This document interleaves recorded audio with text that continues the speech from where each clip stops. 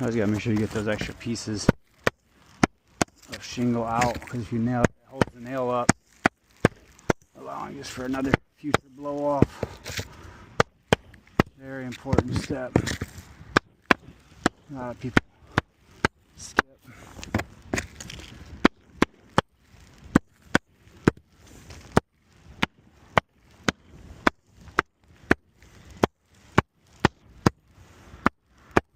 Very important step.